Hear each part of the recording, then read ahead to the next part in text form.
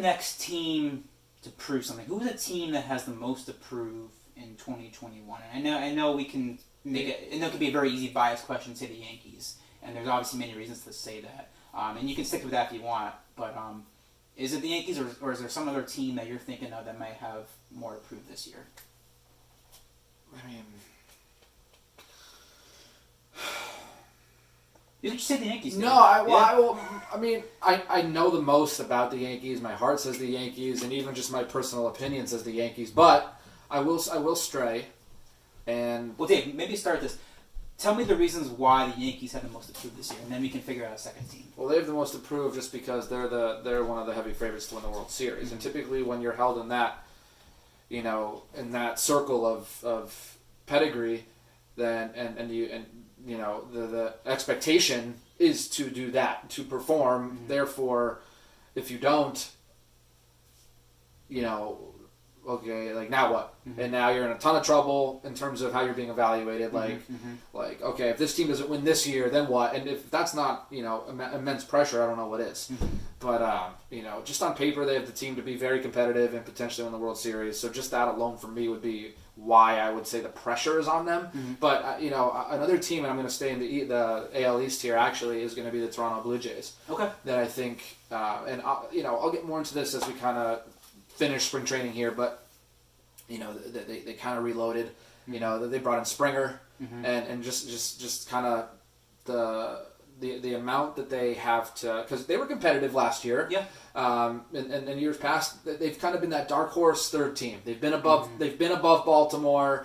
They've been kind of neck and neck with Tampa and Boston, but like they could have broken through at any time. Mm-hmm. They had the pitching. They had the offense. And I just think that they have the guys to be competitive, mm-hmm. and it's kind of almost like the Yankees, like where like they on paper they have a good team. Mm-hmm.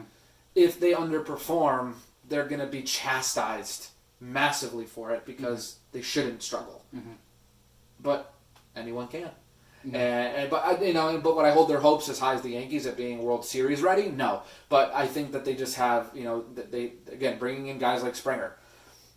You have on paper guys who can play. You have, it seems like a very cohesive group. They've got a deep bullpen. They have some starting pitching. And with baseball, that's half the game, pitching. Mm-hmm, mm-hmm.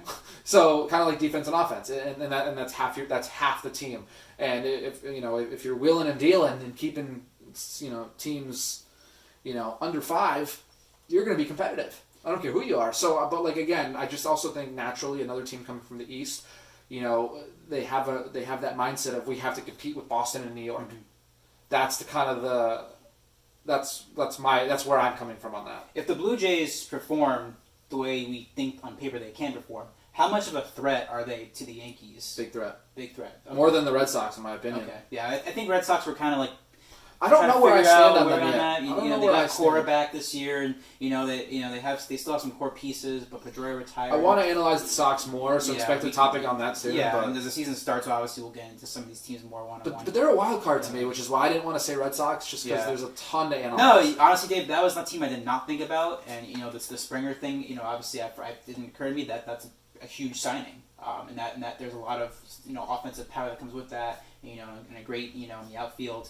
I feel like they're still the third best team in that division because Tampa Bay obviously was in the World Series last year, so I still think they'll be right there even with a young team. But and again the Yankees. It was even though it was a shortened season last year and there was a lot of things going on, it was still kind of disappointing to see them kind of fall where they did, in the division. So it's obviously you're going to say the Yankees have the most pressure because they have everything. They're like the Dodgers. They have the big payroll. They have all the talent.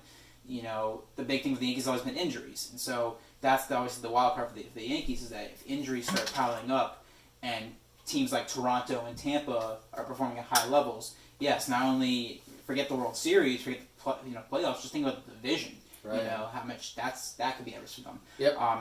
The team that I picked, Dave, and you might find this interesting, is actually the San Diego Padres. That's fair, yeah. And Fernando Tatis Jr., really is an upcoming star in the league. Yep. They gave him a big contract. You have Manny Machado there. Yeah. And San Diego is one of the few franchises that never won a World Series. Right.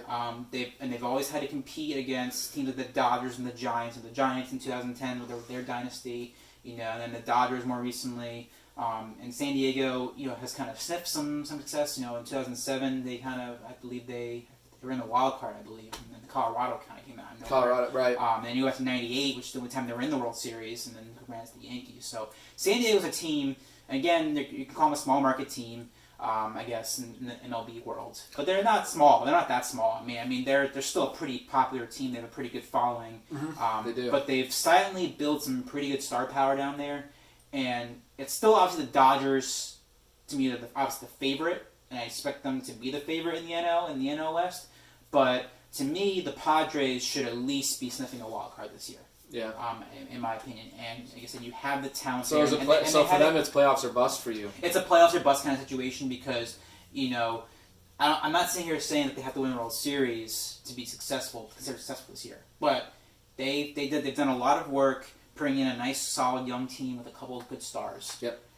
And so, to me, you should at least have, at the very least, 90 wins. But to me, you should try to shoot for 95 this year and get in as a wild card. Okay. I mean, 154 season, maybe you push that back a little bit. But to me, either way, they need to at least hit the 90 mark. And they need to be in the postseason. Right. I would actually agree with you. And because that's a team that, talk about teams that have had horrible runs, for long periods of time.